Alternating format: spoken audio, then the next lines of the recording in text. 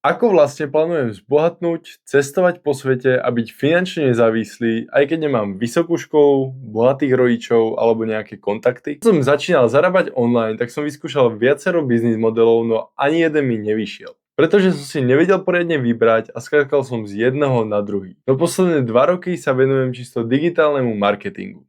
Je tam veľa skillov, ktoré sa potrebujem naučiť na to, aby som vedel doručiť dobrú službu, ale základ je jednoduchý. Pomôžeš firme rásť a oni ti za to dajú peniaze. Kde sa momentálne nachádzam je v učení sa doručenia služby, ktorú neskôr budem ponúkať podnikateľom a škálovať tento biznis. Možno si doma hovorí, že on to už robí 2 roky a ešte poriadne nezarába. No pri učení tohto jedného skillu tam bolo veľa podskillov, ktoré som sa potreboval naučiť. A taktiež veľa mentálnych zistení, na ktoré som musel prísť. Takže hej, takto reálne môže vyzerať život začínajúceho podnikateľa. A nie je tak, že hneď začneš zarábať 10 000 mesačne tvoj prvý mesiac.